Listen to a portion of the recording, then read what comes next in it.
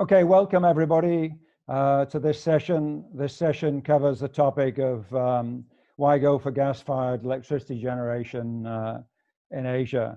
Some of you might think that's very obvious. Gas-fired power has numerous benefits over alternatives. Alternatives in Asia being largely the coal that is used in most of the growing economies, such as India and China, and it's India and China that's driving the LNG fueled power in broad terms in Asia, but it still sort of lags behind coal. LNG has various benefits, obviously lower emissions, lower footprint, lower costs, speed to construction and whatever. But we're going to be covering the broader issues of gas for power. We're going to be covering some of the technical issues, and we're going to be covering the legal and financial issues. My name's Steve Puckett. I'm chairman of a company called Tri-Zen. Tri-Zen is a strategic consulting business based out of Singapore. I've been in Asia for the best part of 30 years, and I started my career with ExxonMobil and retired a good many years ago as vice president for gas and power with Asia, in Asia for the back end of the 90s, beginning of the 2000s. I will briefly introduce the panelists we have today, starting with Dave O'Brien, who Dave is a senior principal power and policy with ExxonMobil. He's been with them for 30 plus years, and he joined gas and power marketing in 2010 and assumed the vice president of ExxonMobil Gas and Power Services at that time. And in 2015, he was appointed to his current role as ExxonMobil senior principal for power and policy. After Dave, we're going to move on to Rick Lai, General Manager of Wärtsilä. He's our second panelist. Rick presently holds the position of General Manager for Wärtsilä, where he's responsible for the IPP and LNG project development and investment throughout Asia. Rick's had 20 years of experience in energy, and he's mostly worked in power, oil and gas, industrial gases. He'll be covering technical issues. And then our final panelist will be Heike Trischmann, who's a partner of Watson Farley Williams in London. She is with the firm's International Energy Group and specializes in all aspects of oil and gas law, with a strong focus on LNG and LNG to power in particular. She's acted for the full range of governments, national oil companies, as well as majors and junior oil and gas companies, and is ranked as one of the leading lawyers in the top 4 of leading lawyers on energy in the UK and England, and is particularly knowledgeable about the topic of the day, which is LNG. So without further ado, I'll go over to Dave. Dave is speaking to us from Houston, and he'll be talking to us with just a few minutes on some of ExxonMobil's views on where the global energy landscape is in their view, and gas to power in particular, and referring to reliability, flexibility, and all the bigger issues surrounding power generation. So over to you, Dave. Oh, thank you, Steve. It's really a pleasure to be here today with yourself, Heike, and Rick. And I hope all of you joining us electronically are safe and healthy. And I'm also really thankful that we have technology that allows us to get together and talk about power generation and really the importance of our industry going forward. Electricity demand is expected to grow around the globe, and it's supplied primarily that growth by wind, solar, natural gas. And as we know, the growth of new energy sources is impacted by many factors, such as technology cost improvements, the availability and quality of domestic resources, and government policies. The benefits of natural gas make it a critical component to continue to meet the world's evolving energy needs. As the energy landscape evolves, cost-effective options for power, like natural gas that pairs with renewables, are an essential component of the energy mix to balance economic cost and potential environmental impacts. The flexibility provided by pairing natural gas with renewables will be critical to enabling a reliable, resilient, and affordable power system while reducing CO2 emissions. All of the world's energy resources will be needed to meet rising demand to 2040, but there will be a marked shift toward lower GHG emitting fuels, particularly natural gas. Natural gas demand grows more than any other energy source, and half of that growth is for electricity generation. In China and non-OECD Asia Pacific, gas demand more than doubles from 2017 to 2040. Natural gas can significantly reduce CO2 emissions compared to coal-fired power and produces significantly fewer air pollutants such as NOx, SOx, and particulates. In the near term, a significant and typically lower cost option to reduce GHG emissions. It also improves air quality by replacing coal with natural gas. Given a defined carbon budget, the immediate large-scale GHG emission reductions achievable by replacing coal with natural gas in power should be prioritized. For power generated in India, the life cycle GHG impact of US-sourced LNG is more than 40% lower than domestically sourced coal for power. Today, natural gas paired with carbon capture and storage may be a more cost-effective choice than variable renewables in low-quality wind or solar areas.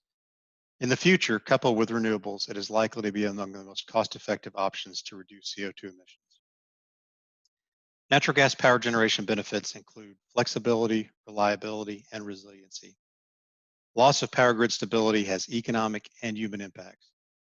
Frequency is the most critical factor for maintaining grid stability. Natural gas-fired power outperforms other conventional generation technologies in enhancing grid stability and supporting higher variable renewable deployment. Natural gas provides a foundation for increased renewables penetration today and into the future. Natural gas contributes to frequency stability through grid-connected momentum, fast ramp-up, and rapid startup times. These features complement increasing solar and wind generation. Natural gas complements renewables better than coal across the entire response spectrum by delivering twice the inertia, 3 to 4 times the ramp rate, and startup in minutes as opposed to hours for coal.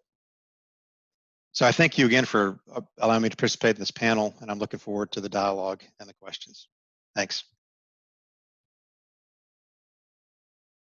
Thank you, Dave, for those few words which encompassed the broad picture of why natural gas and some of its benefits. We'll now move over to Rick, and he's going to focus on power generation, flexibility, and scale, and focus more on the technical side of things. You know, Rick, you'll recall, is general manager of Wärtsilä, the gas engines. Thank you very much, Steve, for the introduction. And it's an honor to join both my panelists here. And I want to thank Petroleum Economists for inviting me to this interesting topic. I've been asked to talk about power plant technology, but before I do that, I thought we should look at the approach as well as the problem that we're trying to solve. Whenever we enter a new country, we usually like to talk to the regulators as well as the government stakeholders that look after the generation plan for the next 10 to 15 years. If the gas-fired generation mix policy is not in that plan, you can forget about developing this power plant in that particular country. So we begin with that. We then understand what is their view on renewable. We understand what is their view on coal. Do they have gas infrastructure? If they don't have gas infrastructure, what do they plan to do with it? So with that, if we found the regulators are not well versed in this area, we will help them to develop a optimal generation mix by using an external software called System Study, Plexus software, whereby the output will be an optimal generation mix that will produce the levelized cost of electricity. So with that as a backdrop, I'd just like to show one of the feedback that we received from government regulators. They know renewable is getting cheaper and cheaper. The latest average solar panel tariff in one of the tender in Myanmar, averaging about 4.5 cents per kilowatt hour. So there will be pressure for these government regulators to add more renewable. So in general, when it is below 10% generation mix, the system can handle the intermittency. But once the threshold has reached to 15–20%, this is where Wärtsilä call a tipping point, then the whole generation mix will have to be re-examined, and they have to add in more flexible power plant. So what problems is the grid trying to resolve? Let's just look at this typical load profile from a solar farm. The top one on the left, you can see in the high irradiant or during dry season. And the left, on the right one, you see that on the low irradiant rate. And the one at the bottom is from a wind farm from Mongolia. As you can see here, it can dispatch from 100% down to 0% within a span of 20 minutes. The way I see this, the right technology will have to address 4 important issues. One is intermittency. Intermittency, we don't know when the cloud will come in, the rain will happen, as well as the wind will stop blowing. That will lead to frequency issue. We have to address, like Dave said, primary, secondary, as well as tertiary. Once you have that, you will have a stable grid. Then you have balancing issue, the gap between the demand as well as the renewable. And then what we have found in the process of analyzing system, there will also be a peaking requirement for usually lasts about 4 to 5 hours. So with that, what is the right technology to can cover all 4 of these problems that can give a smooth what I call absorption of this renewable? I would like to turn to the next slide. Well, you can see here, these are the technology available to us. Well, you have to forgive me here. I work for an internal combustion engine OEM manufacturer called Wärtsilä, so I'll be blowing the horns of internal combustion engines. But the truth of the matter is, the market is dynamic. There are various solutions for various technology, including CCGT and aero turbines. So in this regards, what are the value proposition of engines? So let's dive straight into it. First and foremost, grid stability. That requires fast startup. As Dave said, yes, we only require 30 seconds to synchronize and then 2 minutes to full load. For the load following, Wärtsilä recently came out with a block of power capacity that's 100, 200, and 250 megawatts. I don't have time to go into the application, but let's just say if you even go for 250 megawatts of power plant and you're running at 10% load profile, even at 10%, you are operating at fairly high efficiency as compared to combined cycle. Typically, they reach 65% to reach the combined cycle mode. Otherwise, they'll be running at a simple cycle mode. Then you have frequency control. When we share this with one of the system regulator, they were astonished to find that our engine can do 180 kilowatts per second, as opposed to combined cycle, about 9 kilowatts per second. Then there's a flexible operation flexibility. There's no minimum up or down time. Fast stop, it would take 1 minute to stop, etc. I'm conscious my time is roughly up. I'd just like to end here that once we got the government to buy in to a gas solution, the next stage is for the government to come up with a structure that is bankable. Do they combine the, like Myanmar EPG, do they combine the LNG receiving infrastructure together with the power plant, or they do it separately? For that, I would like to hear from Heike that can walk us through that aspect. Thank you very much, everyone, and look forward to an interesting discussion. Thank you, Rick, and I'm sure there'll be a lot of people chasing you down with questions after that presentation or a few words. Next up, we have Heike. I mean, you finished off on the note on financing. I'm expecting that that will be how Heike wraps up what she I have to say, because that's the sort of focal point of everything, putting contracts together that make projects happen and make projects get financed. So over to Heike, who is a partner from Watson Farley Williams and one of the UK's experts on LNG to power. Heike. Thank you very much, Steve. There are many other LNG experts in the UK for sure, and all over the world, not least in the US. It's a great pleasure to be on this panel. Like the others already said, sharing the views here will be very interesting, and thank you very much to Petroleum Economists for inviting me to this panel. LNG projects are capital intensive. Traditionally, to underwrite the necessary financing, revenue is protected by selling to creditworthy buyers in countries with steady increased demand who are willing to offtake the LNG under long-term take-or-pay obligations, and governments providing guarantees. We have seen this particularly with Japan and South Korea. However, I would like to say that those kind of buyers are now quite hard to find due to traditional buyers increasingly mixing their fuel supply with renewables, we've already heard, and nuclear, and new buyers often taking much smaller quantities and or being not that creditworthy, or at least being untested in that respect, and also governments not providing guarantees, or if they do, they may be of low sovereign investment grade, and possibly not honor that guarantee on the day as well, of course. And then there is the demand uncertainty due to everybody wanting and having to move on to carbon neutral energy, requiring supply flexibility. These are concerns, of course, for project sponsors and debt providers alike, particularly commercial banks.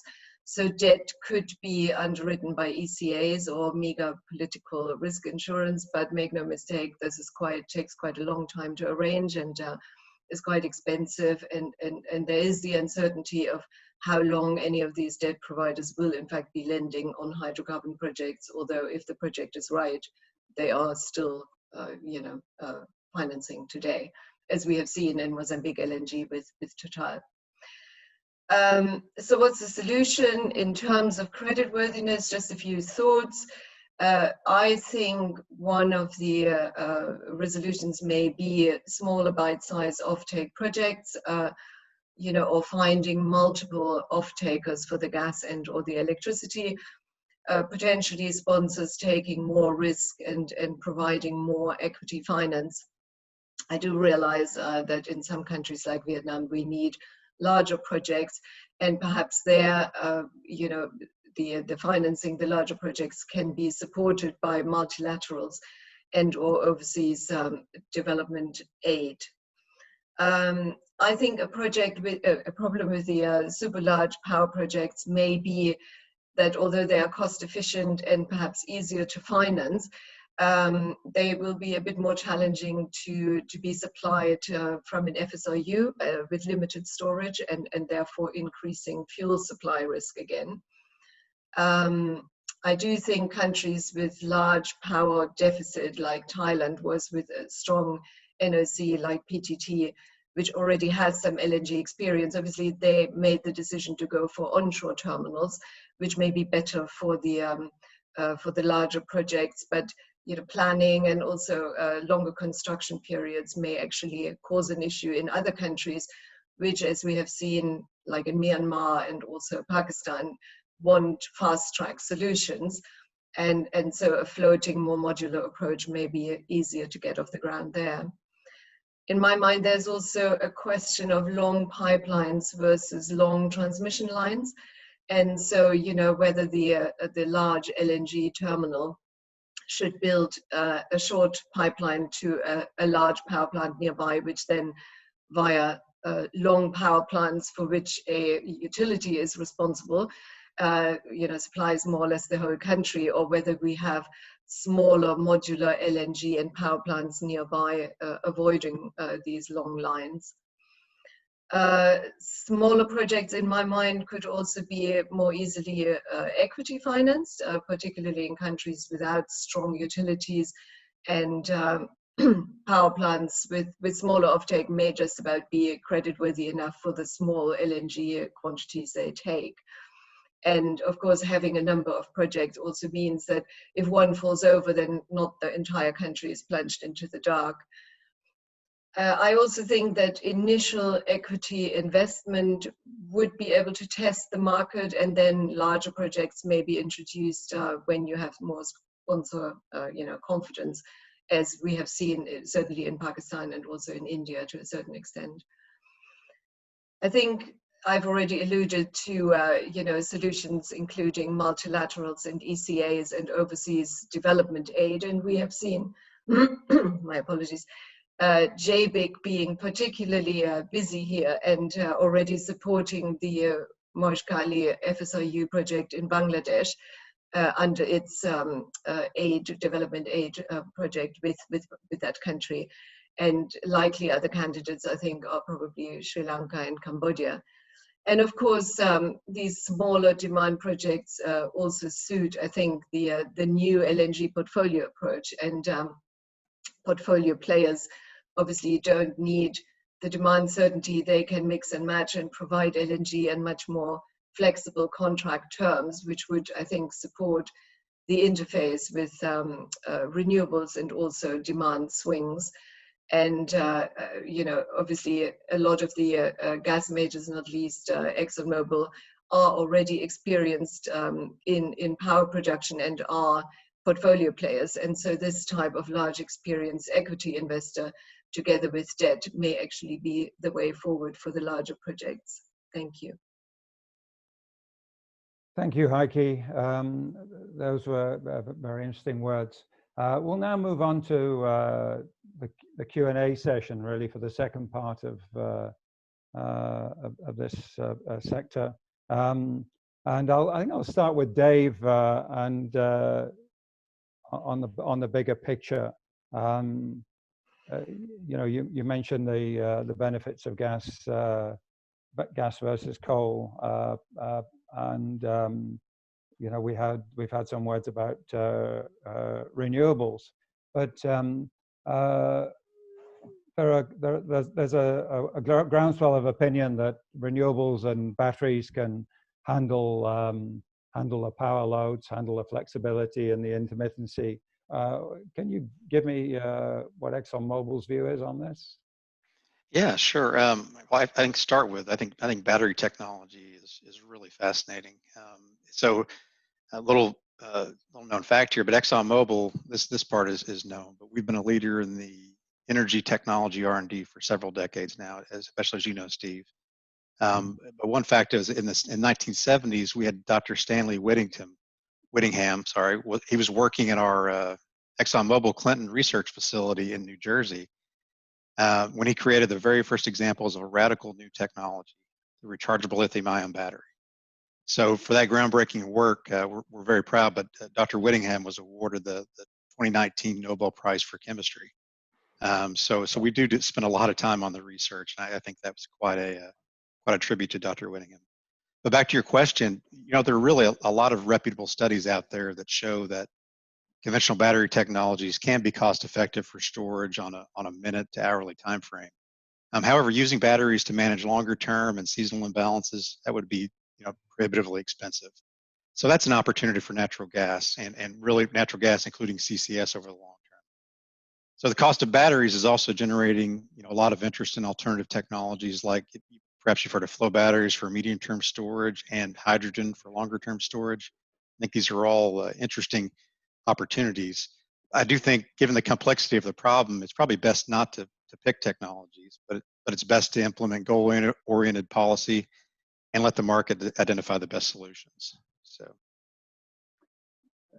thank you for that, Dave. You're welcome. Rick,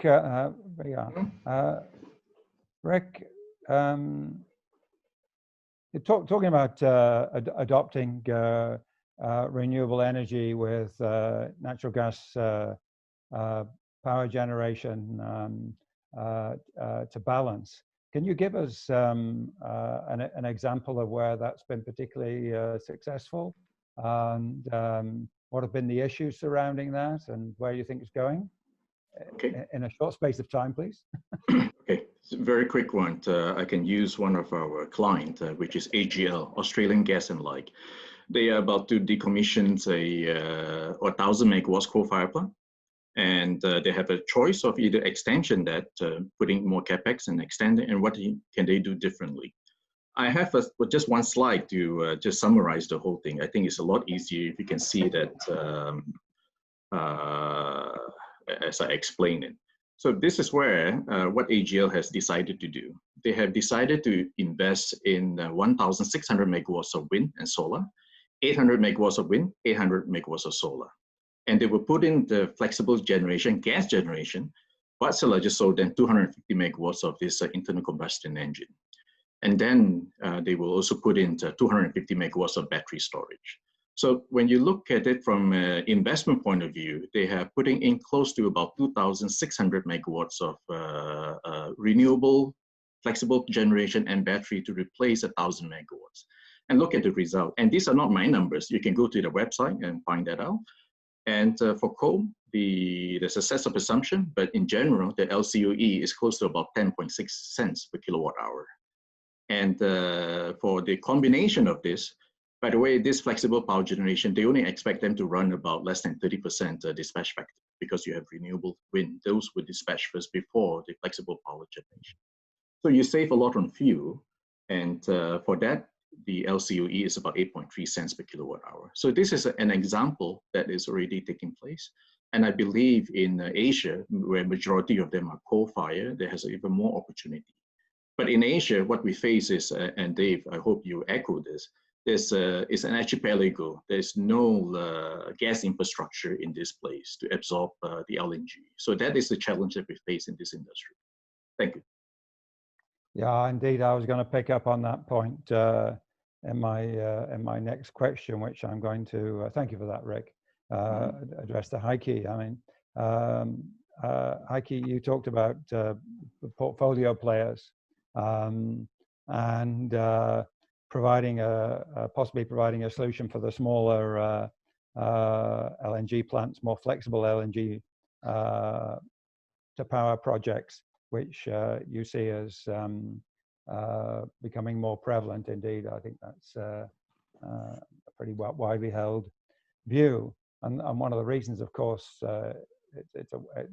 we've got the need for flexibility, the need for these smaller plants, as Rick just said. I mean, there's nothing anywhere near comparable to Europe when it comes to pipeline infrastructure or even power infrastructure.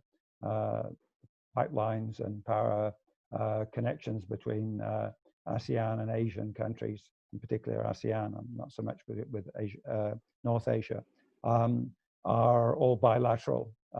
There's no real what you could call a proper network, although it's been discussed probably for the last 20 or 30 years.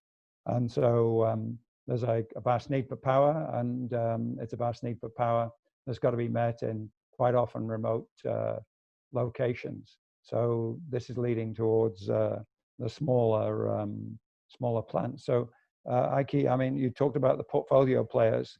How can they be engaged and reduce the risk if you have these larger portfolio players in, obviously in the main agreements, the gas agreements and the power agreements? Yeah, thanks. I mean, you know, as I said, they are providing the flexibility, which is good. And in order to reduce the project-on-project risk, then we are seeing, you know, integrated structural approaches, both on the corporate side and on the contractual side.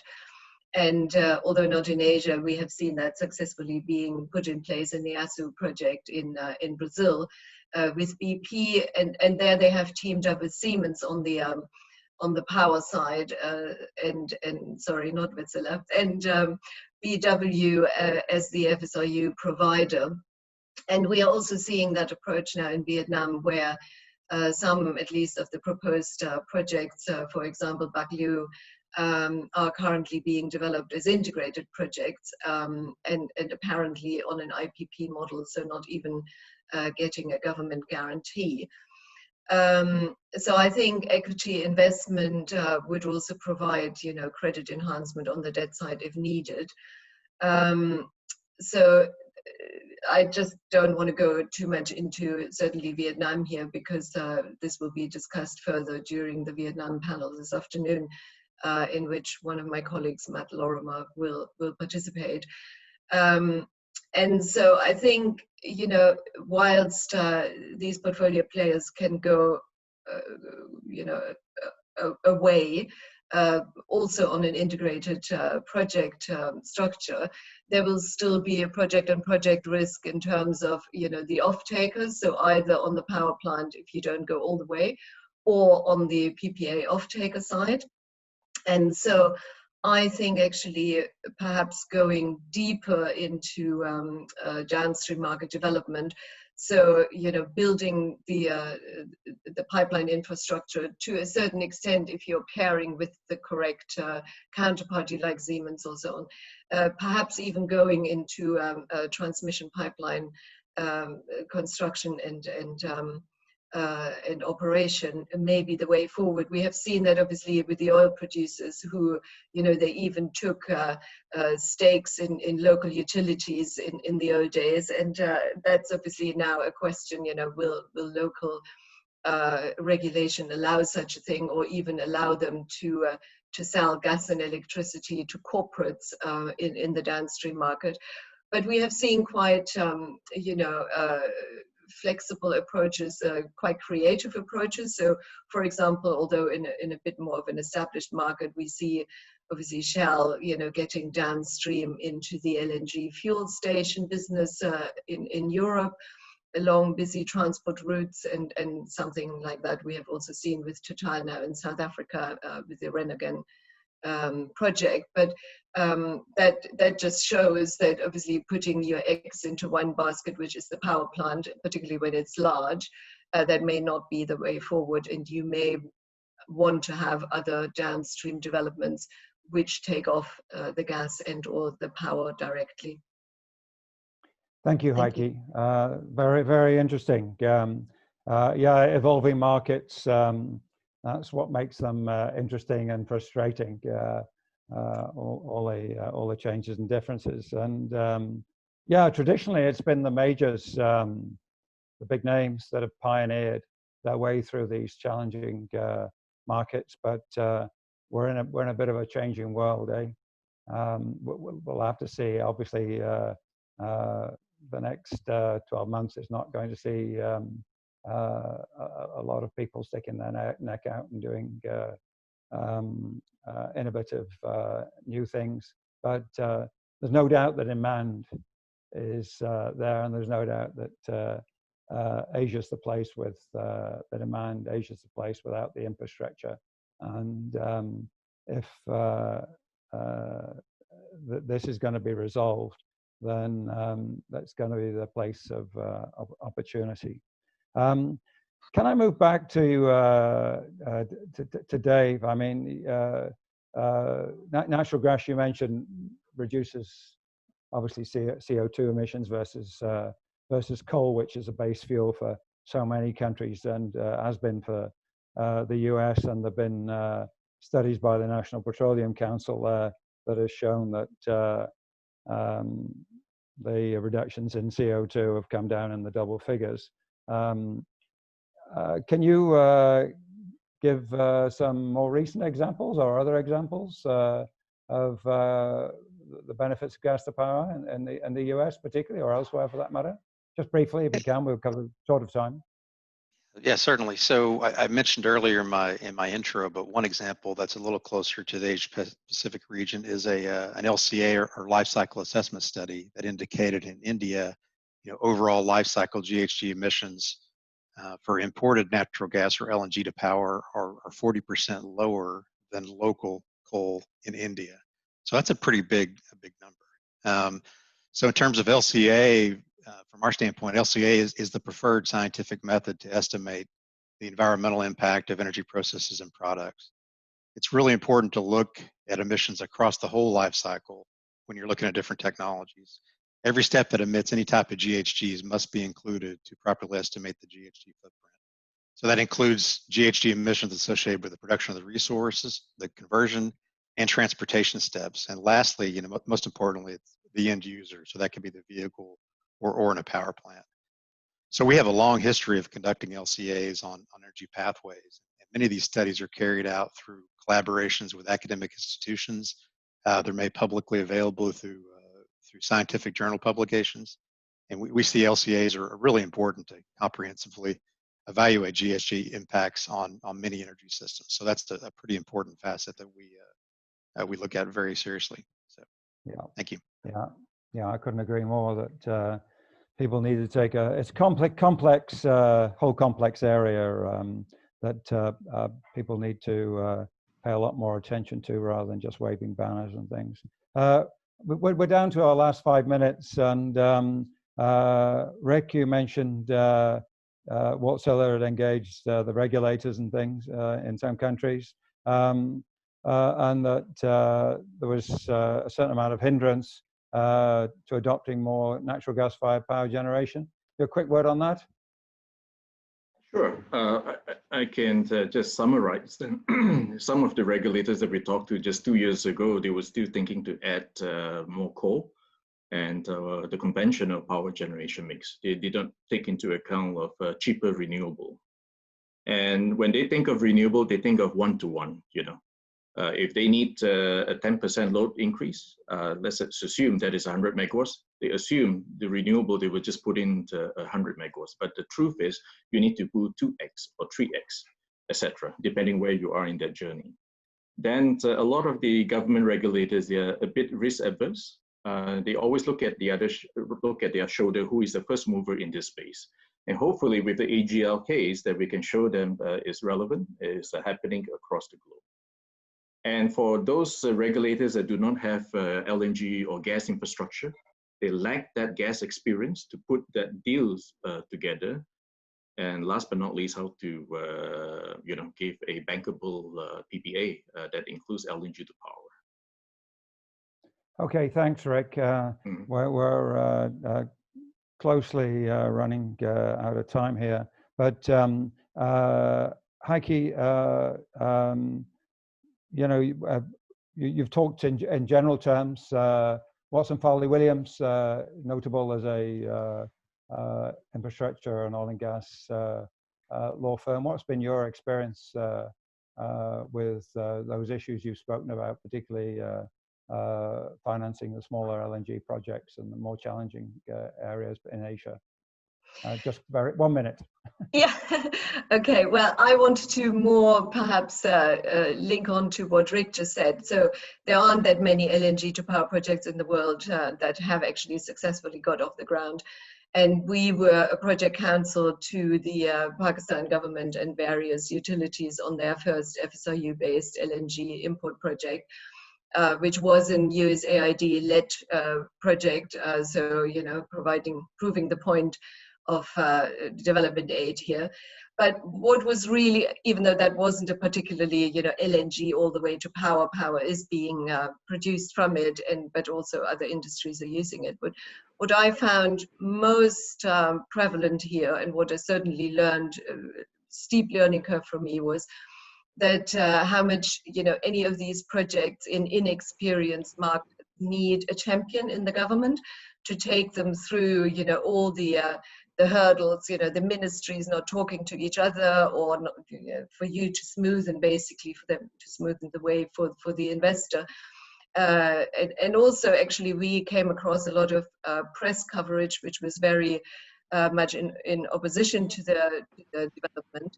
And so there was a certain amount of education to be done within the country. And all of this was possible because we had a strong sponsor in the petroleum minister. And we found that was really important. Yeah, sorry. Yeah, thank you very much. We're pretty much out of time. I wanted to go around and ask a round robin question about what people thought of the long-term prospects for gas to power, but I think, well, particularly Dave, but most people involved in gas industry know that there's hundreds of years of gas supply in terms of resources that are known about, and it's going to play a major part in as a transition fuel to as we move towards close to zero emissions, should we ever get there in 30 years' time or so. I'd just like to thank you as panelists. Excellent job. Thank you so much. I'd like to thank the participants of the conference, and I'd like to thank petroleum economists, basically from all of us, for inviting us to this panel. It's been very interesting, 40-something minutes. I hope the rest of the conference goes well as well. So thank you very much, and I'll catch up with you all again in the future. And should our participants wish to ask questions or pitch questions to the panelists, then they're welcome to do that through the organizers who have most of our contacts. So thanks again. Good luck with the rest of the conference. Thanks a lot. Thank you. Thank you. Bye, Thank you. everybody. See you. Bye-bye. Okay, bye.